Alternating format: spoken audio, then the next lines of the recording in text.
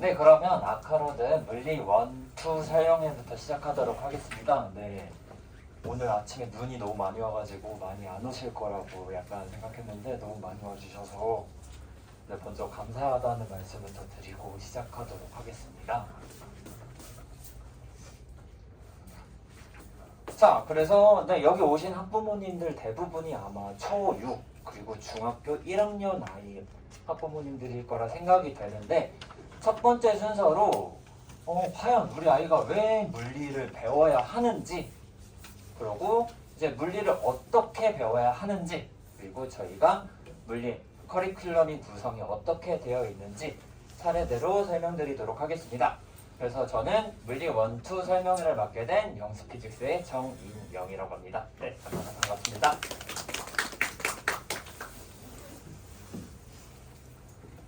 자, 첫 번째 순서로 과연 우리 아이가 물리를 왜 배워야 하는가, 요거부터 설명을 드릴 텐데요. 네, 2023년 개묘년에 들어서면서 첫 번째로 중학생 물리대회, 저희가 원래 알고 계시던 중등 물리 올림피아드가 개편이 되었어요.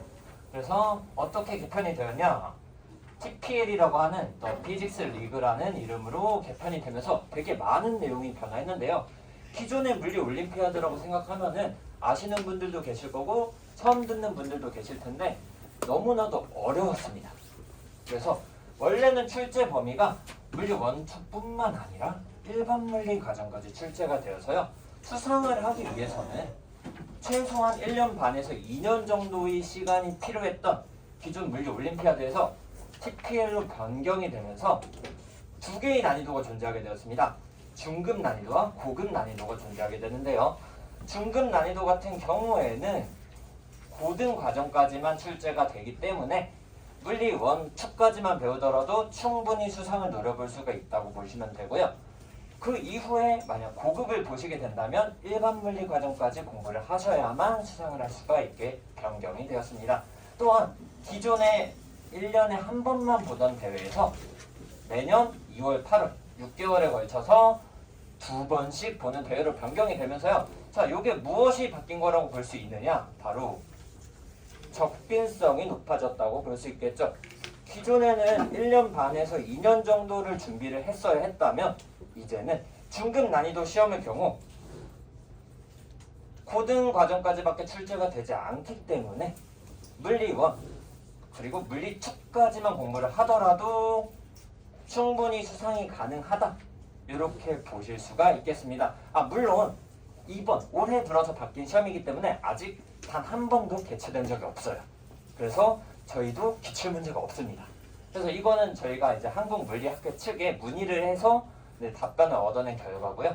네, 그래서 뭐 정확하진 않을 수 있다, 이 정도는 알아두시면 감사하겠습니다. 자, 그리고 또 하나 물리대회의 특징이 있는데요. 가끔 가다가 학부모님들이 전화를 하세요. 우리 아이 점수가 이상해요. 이거 오류 아닌가요? 어떤 내용이냐? 바로 우리 아이 점수가 마이너스가 나와요. 마이너스 3점, 마이너스 5점 이렇게 해서 올 때가 있거든요. 그러면 항상 전화가 오곤 하는데요. 가능합니다.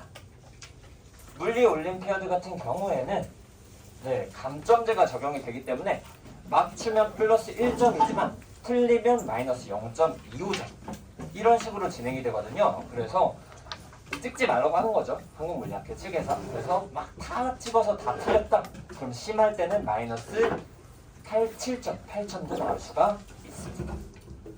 네, 그래서 이렇게 알아주시면 되고요. 이번에 개판된 물리 올림피아드 같은 경우에는 60분 동안 30문제를 보기 때문에 아무래도 한 문제당 2분꼴이죠. 그렇다 보니까 워낙 시간이 촉박한 시험이다 보니 어려운 문제가 나오기보다는 네, 우리가 개념을 확실하고 이해하고 있는지를 물어보는 문제가 출제가 될 것이라 추측하고 있습니다. 그래서 기존의 물리 인증제와 같은 문제가 출제가 될 것이다, 네, 이렇게 생각을 하고 있습니다. 자, 여기 보이시는 표를 보시면 이건 이제 코로나 이전에 2019년에 대면으로 치러졌던 물리 올림피아드 수상자 수인데요. 여기서 중요한 점은 약 900명 정도가 수상을 했다는 걸 알 수가 있겠죠. 자, 이 900명이 무엇을 의미하냐? 사실 이 물리 올림피아드 수상 실적 자체가 영재복 그리고 과거 입시 여기에 직접 들어가지는 않습니다. 하지만 어차피 영재고하고 입시를 준비하는 물리 과정 속에서 배우는 내용과 이 올림피아드에 나오는 내용이 거의 동일하기 때문에 보통 같이 준비를 하는 경우가 많고요. 이때 900명 정도가 의미하는 바가 1년에 전국에 있는 영재고를 가는 학생 수가 약 900명 정도입니다. 즉 여기 안에서 입상을 했다? 그럼 물리 실력만큼은 영재고 과고를 가는 데 있어서 충분하다. 이렇게 보실 수가 있는 거죠. 그래서 첫 번째로 중학생 물리대회의 접근성이 올라가기 때문에 기존에 1년 반, 2년 준비해야 되던 과정이 이제 1년만 준비하더라도 중급 과정은 수상을 노려볼 수 있게 됐다. 이렇게 보실 수가 있고요. 자, 두 번째는요. 저희 아이는 뭐 영재고 과고 준비를 안 할 건데요. 혹은 의대가 목표예요. 하시는 분들을 위해서 대학교 입시에 대해서도 설명드리도록 하겠습니다. 자, 2024년이 되면서 3년이 되면서 24년 서울대 입학 전형이 변경이 되었는데요. 사실 대부분의 대학교에서 변경이 되었는데 그 중에 가장 대표골이라고 볼 수 있는 서울대 입학 전형만 제가 따로 뽑아서 왔습니다. 자, 어떤 내용이냐? 2023년부터는 일단 서울대 정시 모집에서 교과 평가가 시작되었습니다.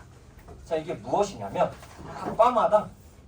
각 과대마다 공대 같은 경우에는 물리가 이제 필수적이죠, 보통. 근데 워낙 학생들이 물리 공부를 하지 않고 오다 보니까 이제 과별로 필수적으로 요 과목은 응시를 해서 시험을 봐라.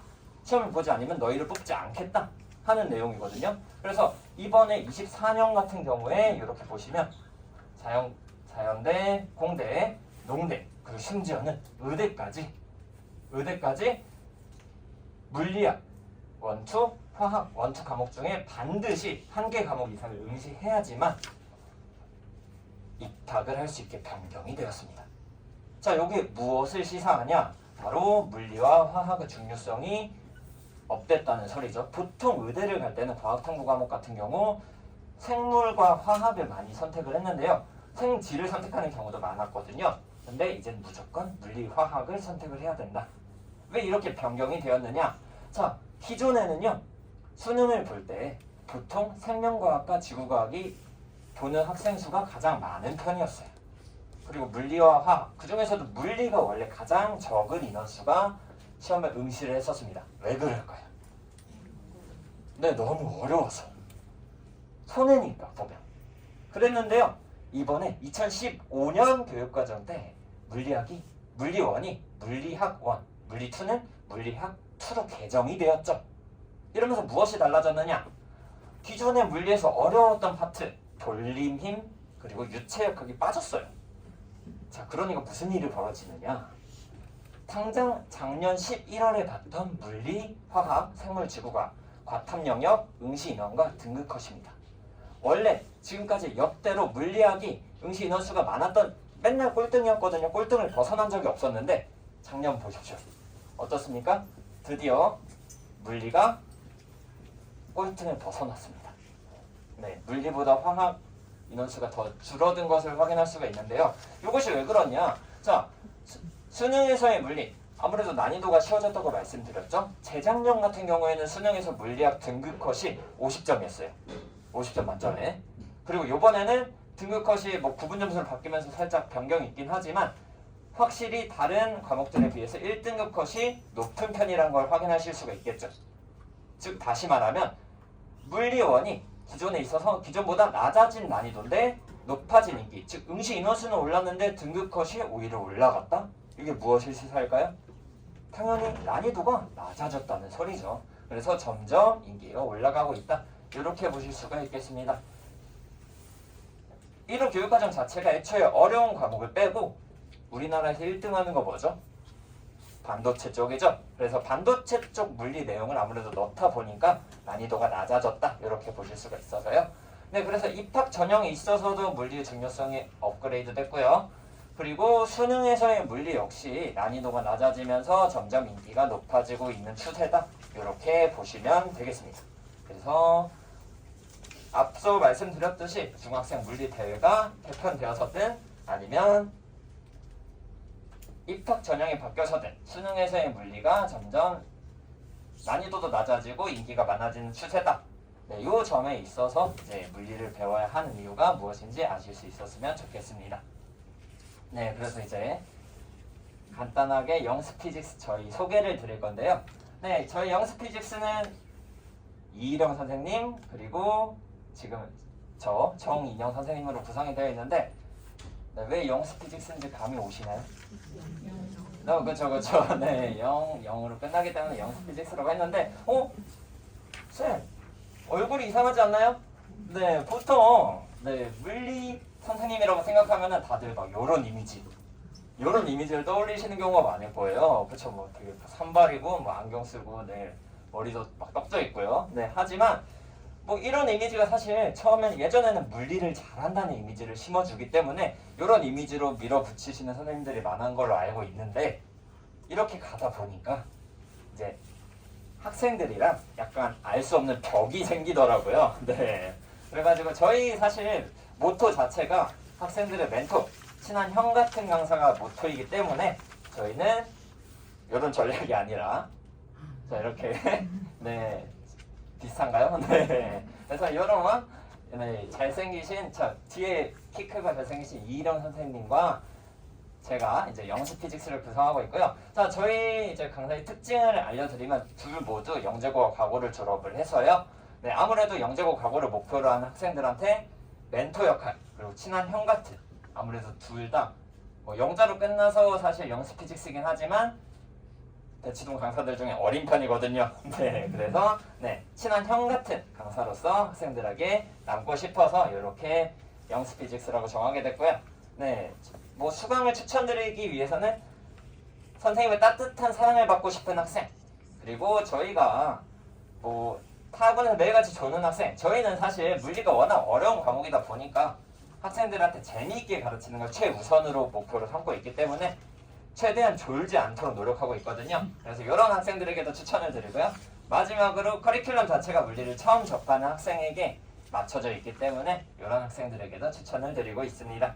그래서 네 이렇게 저희를 소개할 수가 있었고요. 영스피직스입니다. 자 그러면 물리를 어려워하는 이유가 뭘까요? 학생들이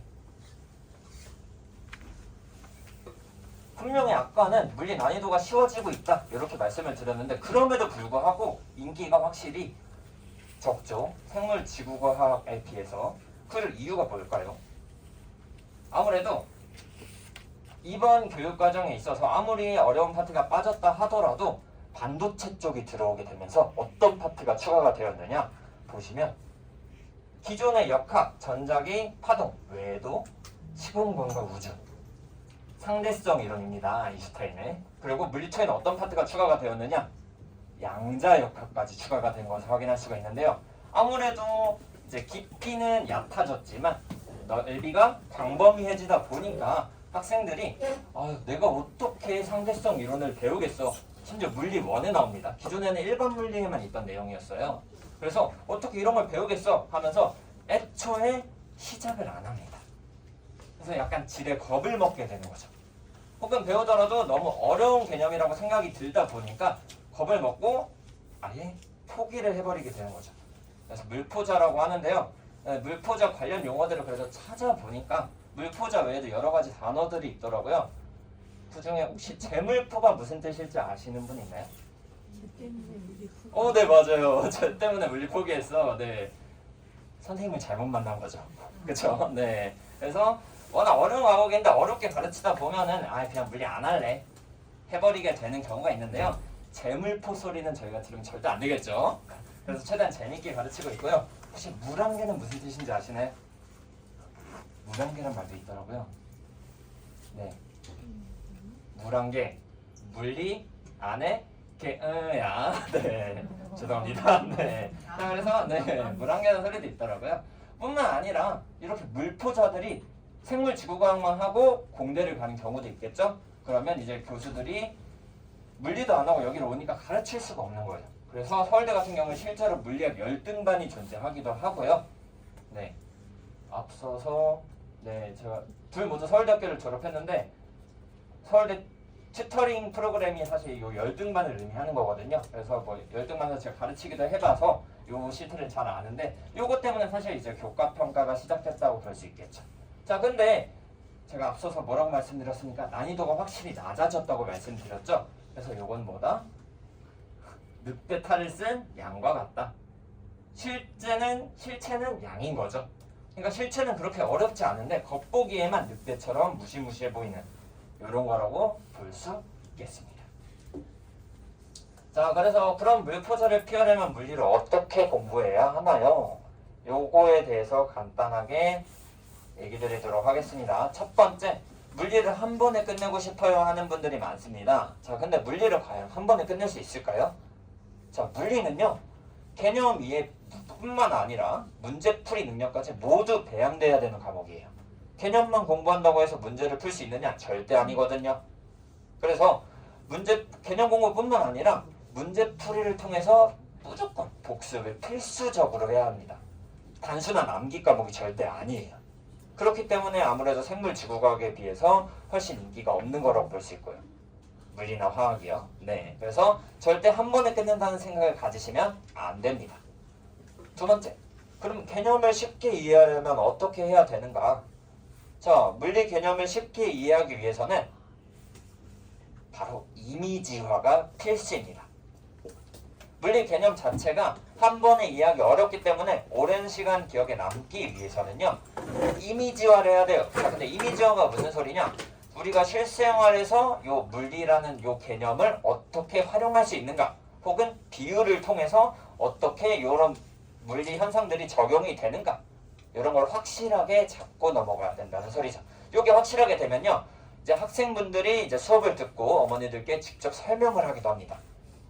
막 비가 내리는 걸 보면서, 엄마, 비가 왜 이 정도 속도로 우리가 비를 맞고 왜 살 수 있는지 알아? 실제로는 비가 엄청나게 높은 곳에서 떨어지죠. 그쵸? 실제로 그렇게 높은 곳에서 떨어지게 되면은 비가 저희가 맞을 때 청와르 속도로 내려오게 됩니다. 그럼 당연히 다 죽겠죠. 근데 저희가 살 수 있는 이유는 뭘까요? 공기 저항 때문이겠죠. 뭐 이런 식으로 공기 저항을 이용해서 뭐 힘의 평형을 가르친다는 등 이렇게 이미지화하는 것이 매우 중요하다. 그래서 학생들이 만약에 수업을 듣고 어머니들께 설명을 한다, 이러면 이미지화가 매우 잘 돼 있는 거라고 볼 수가 있겠습니다. 세 번째, 5개념이 쌓이면 어떻게 되는가? 자, 물리라는 과목이 워낙 복습이 필수적이다 보니까 문제를 열심히 푸는 아이들 많습니다. 하지만 혼자 힘으로만 문제를 풀다 보면은요, 분명히 막히는 문제들이 존재를 하는데요. 요거를 이제 혼자 끙끙대면서 풀다 보면 어떻게 되느냐? 아, 이거는 그냥 이것 때문에 이렇게 되는 거다 하고 5개념이 생겨버려요. 근데 요거를 누군가 짚어주지 않잖아요? 그러면 그냥 그렇게 믿고 갑니다. 결국 어디선가 화를 불러올 수가 있겠죠. 그렇기 때문에 요 5개념이 쌓이지 않게끔 클리닉을 통해서 지속적인 선생님들의 지도가 필수적으로 필요합니다. 네. 그리고 마지막으로 정확한 실력 진단이 필요한데요. 만약에 내가 물리 수준이 너무 낮은데 너무 높은 수준의 수업을 듣고 있거나 너무 높은데 낮은 수준의 수업을 듣고 있으면 너무나도 학습 효율이 떨어지겠죠. 그래서 정확하게 내 물리 실력이 어느 정도인지 내 위치를 정확하게 파악을 한 뒤에 공부 과정을 결정하는 게 매우 중요하다 볼 수가 있겠습니다.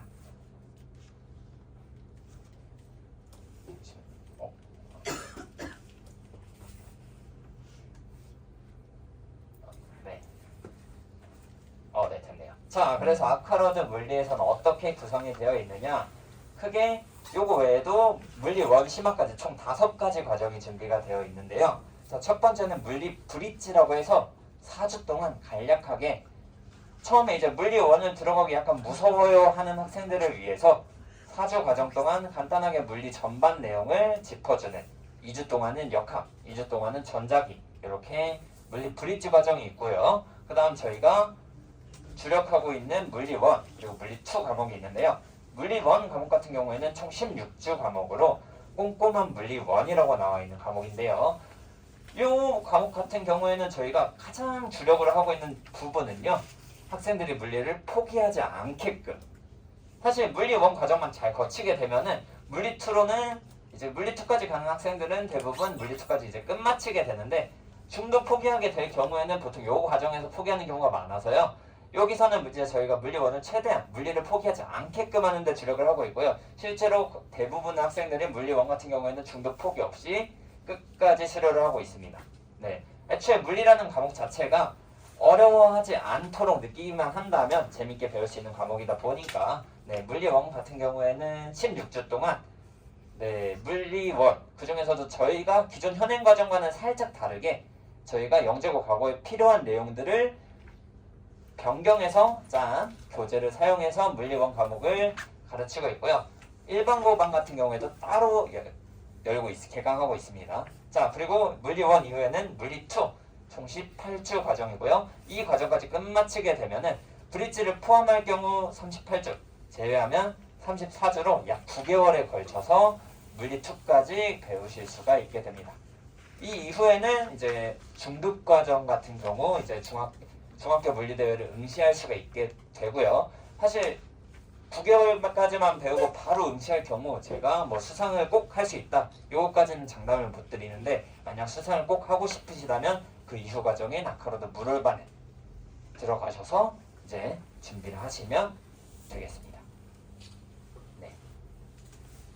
물리1에서 물리2로 넘어갈 때 또 이제 물리2 과목이 워낙 어려운 과목이다 보니까 물리1만 배우고 물리2를 넘어가는 게 힘드신 학생들도 있어요. 그래서 저희가 중간중간에 물리1 심화반도 개강을 하고 있고요. 이 내용들은 다 팜플렛 안에 있는 내용이니까 참고 부탁드리겠습니다. 자, 그래서 저희 수업은 어떤 수업인지 이제 설명을 드릴 텐데요. 이렇게 글자로 나와 있죠. 그래서 뭐 크게 요 네 가지가 저희 수업의 특징인데요. 매주 주간 테스트를 통해서 복습이 필요하다고 강조드렸죠. 두 번째로 16주 과정 동안 2번의 진단고사를 통해서 실력 진단을 할 수가 있게 해드리고요. 이 진단고사 결과를 바탕으로 저희가 어머니께 상담 전화를 드리고 있습니다. 세 번째, 오개념이 생기지 않도록 클리닉이 필수적이라고 말씀드렸죠. 그래서 매주 주말에 그리고 평일에는 줌으로 클리닉을 진행하고 있고요. 네 번째로 언제든 볼 수 있는 수업 영상을 네이버 카페 그리고 밴드를 통해서 제공드리고 있습니다. 자, 근데 이렇게 글로만 보면은 눈에 안 들어와요. 그죠? 그래서 자, 수업 시간을 보도록 하겠습니다. 자, 클리닉 지도 어떻게 하느냐. 자, 이렇게 수업을 하다 보면 꼭 뒤에서 딴짓하고 있는 놈들 보이죠? 그렇죠? 네, 그리고 4 더하기 4가 뭔지도 몰라요, 얘는. 네, 그렇죠? 네, 요렇게 이제 이런 애들이 꼭 숙제를 안 해오더라고요. 그래서 이렇게 숙제를 안 해오는 인원들에 대해서는 필수적으로 클리닉에 참여하도록 주말에 저희가 현관 클리닉을 운영하고 있는데 필수 참여 꼭 불러서 저희가 어머니들께 전화를 드려서 뭐 이 아이는 지금 숙제를 안 해왔으니까 뭐 꼭 이때 이 시간에 오던지 아니면 남길 테니까 네, 늦게 데리러 와주시면 감사하겠습니다. 이렇게 필수적으로 참여를 시키고요. 뿐만 아니라 매주 주간 테스트를 보게 되는데요. 이때 주간 테스트도 기준 점수가 있겠죠? 근데 기준에 미달했다. F 받았죠, 그죠? 네, 기준 점수 미달자들 역시 클리닉 시간에 저희가 재시험을 보도록 지도하고 있습니다.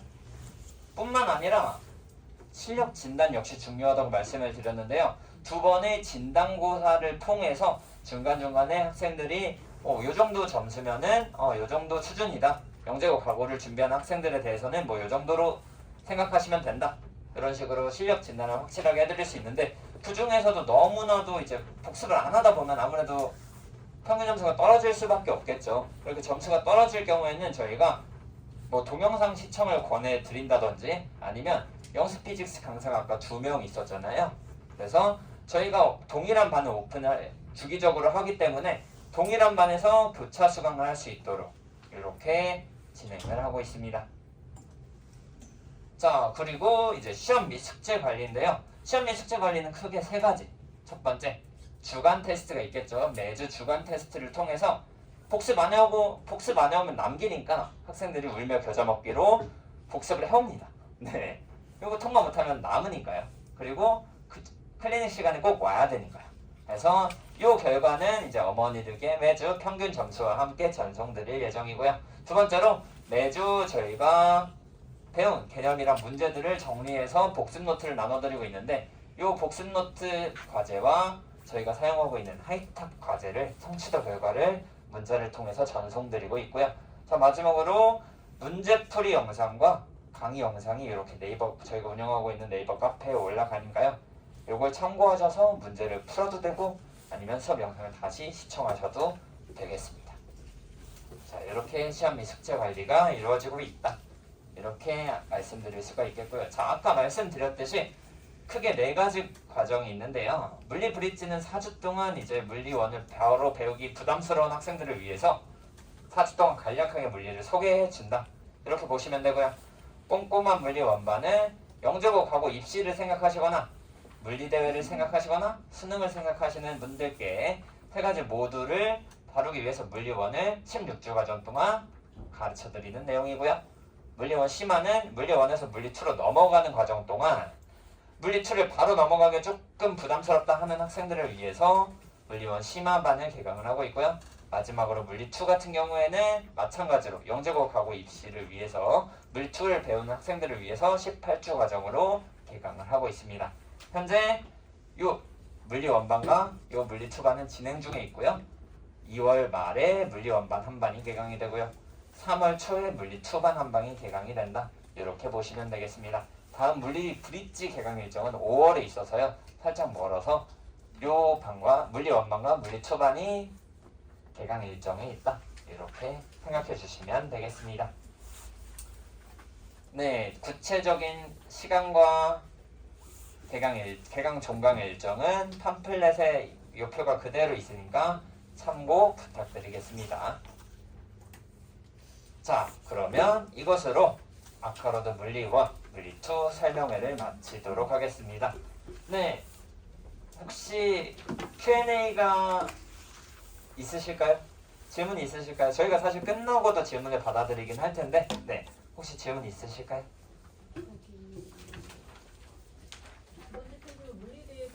물리대회 변경 사항에 나와 있는 표에 보면은 네. 중급 과정에 중학교 과학이랑 통과 물리 심화 부분이 시험 범위로 실제 범위로 나와 있는데 네. 방금 설명해 듣다 보니까 물리 1, 2까지 마치고 보통 시험 친다고 네. 사실 그래서 저희도 그 부분에 사실 의아함을 많이 가지시는 분들도 많았고요. 저희 학원 선생님들도 그 부분에 되게 의아함을 많이 느껴서 그 표 밑에 보시면 아마 저희가 질문한 내용이 나와 있을 텐데 따로 일부러 넣어놨는데 저희가 이제 그러면 이제 고등학교 통합과학까지만 배우고 시험을 보면 되는 걸까요? 아니면 물리2까지 배워야 하는 걸까요? 이렇게 질문을 한 질문이 있었어요. 근데 이제 한국물리학회 측에서 뭐 이 지프로 사용하시면 뭐 물리 실력을 측정하는 지프로 사용하시면 좋을 것 같다. 막 그렇게 하고 이제 물리2까지 배우면은 아무래도 충분히 응시를 할 자격이 된다. 응시를 하실 수 있겠다. 이런 식으로 그냥 얼버무렸거든요. 그래서 물론 아직 시험이 한 번도 치러지지 않았기 때문에 정확한 답변은 드릴 수가 없지만 추측컨대 아마 기존 물리 올림피아드 내용이 나온다고 명시가 되어 있었거든요. 한국물리학회 측에서. 그래서 쉬운 기존 물리 올림피아드 문제 플러스 고등과정의 물리 인증제 문제. 근데 고등과정의 물리 인증제 문제 자체가 물리 1과 물리 2를 수록하고 있어요. 그러다 보니까 추측컨대 물리 과정까지 문제가 나오지 않을까 이렇게 생각하고 있습니다. 아무래도 첫 시험이 치러져 봐야 저희도 정확한 데이터를 얻을 수가 있어서요. 네, 이렇게 보시면 될 것 같습니다. 네. 저번 달에 수학 올림피아드랑 같이 설명회 진행하셨던 물리 올림피아드 설명을 들었었는데요. 네. 그 설명회는 올림피아드 과정 설명했고 오늘 지금 물리 1, 2를 먼저 듣고 그 다음 과정이 그 올림피아드 과정이었던 건가요? 네, 맞습니다. 아마 근데 그때는 그 물리대회가 개편되기 전 개편이 된다는 소식이 사실 한 달 정도밖에 안 됐거든요. 그래서 저희도 갑작스럽게 들은 내용이라 되게 따끈따끈한 소식인데 네, 아마 그 저번 설명회 같은 경우에는 이제 기존의 물리 올림피아드에 대한 설명을 주로 하셨을 거라 생각이 되거든요. 네, 그래서 개편된 내용으로 참고하시면 좋을 것 같아요. 그래서 보통 요 4가지 질문을 많이 해주시는데 네, 보통 영재고 과고가 목표라면 기본적으로는 물리 2까지 배우시면 됩니다. 보통 요걸 가장 많이 궁금해 하시더라고요. 그래서 물리 2 과정, 연력학이나 그런 부분들이 입시에 나오기 때문에 보통 물리 2까지 많이 준비를 하는 편이고요. 일반고가 목표라면 아까 말씀드렸듯이 의대가 목표다, 서울대가 목표다 하신다면 화학이나 물리도 과목까지 배우시면 좋을 것 같고요. 그게 아니라면 뭐 물리 1까지만 배우셔도 무방합니다. 네. 자, 세 번째로 수상을 하기 위한 기간.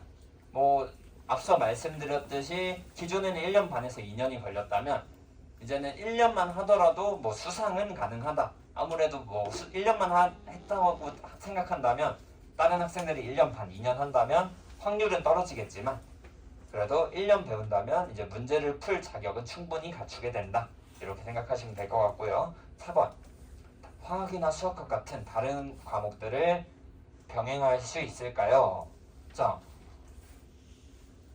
뭐 대답부터 드리면 가능은 합니다. 하지만 보통 병행을 하는 경우는 어떻게 하느냐? 보통 자신의 주종목을 하나로 결정을 하고요. 나머지는 이제 진도를 나간다는 느낌으로 배우면서 한 가지 과목에 치중하는 경우가 많이 있습니다. 네. 그러면은 끝내기 전에 영스피직스 다른 강사님이신 이희령 선생님도 네, 간단하게 소개를 드리고 네, 마치도록 하겠습니다. 안녕하세요. 네, 아까 사진에서 봤는데 실물이 너무 달라서 못 알아보실 거예요. 살이 좀 많이 쪄가지고. 네, 그래서 잘 발표 들으셨나요? 네, 그래서 저희는 저기 앞에서 이제 끝날 때까지 기다리다가 이제 상담하고 있다가 갈 예정이니까 일단 끝나고 상담하실 거니까 그때가 다시 뵈면 될 것 같고 이제 화학 선생님 발표로 넘어가도록 하겠습니다.